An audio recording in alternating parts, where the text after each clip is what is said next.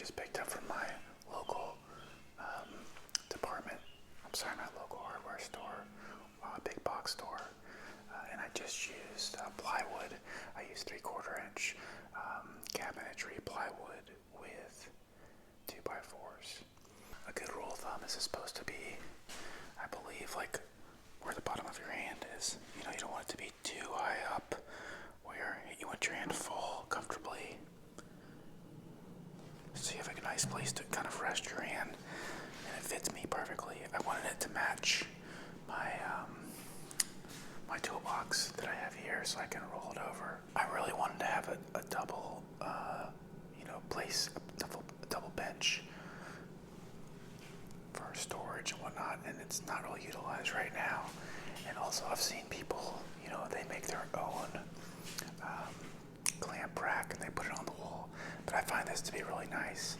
This way, when I can, when I want to, go for something, it's right there. And this is the design that I decided to go with. Was, the basic 2x4s that made a 4x4. I didn't want to do a single 4x4. I just, for whatever reason, I chose to do that, and I think it looks kind of cool. Another thing you want to do when you build one, as you can see, this design,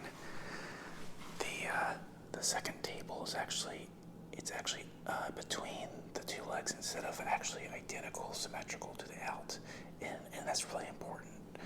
The reason why is when you walk up to it, as you can see, I'm walking up right now.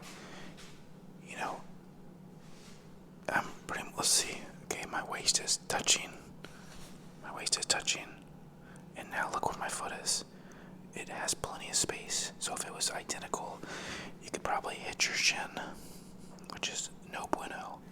I don't recommend that. That's not good. I also wanted something mobile. It was really important to me. So believe it or not, I got these caster reels several years ago. I just never had the time. But this has been a project in the works. And these, I believe, are 550 a piece. 550 weight capacity a piece. So that should be, what is that, 2,200 total. And they lock in pretty easily. There's no, it's really easy to do. And they're really good, if you look, they're really sturdy, so I can work on stuff. I wanted a table that had good clamping capability. So right here, underneath everything, you can clamp pretty much everywhere. Some people have the plywood come out and clamp on that. However, the reason why I did this, I felt like there was more of a surface to clamp on. And it's a lot stronger. Obviously, pine plywood is not as strong as birch or maple or another hardwood. But for what I'm doing, it should be fine. And I kind of put the screws a little bit deeper too. So if you look, if I can get there. So when you run your finger over, you're not going to touch anything. It's pretty important. I did all the measurements pretty well. But yeah, it's about 2 feet wide and 6 feet long. So a lot of people like much larger styles than this, but for me it was perfect.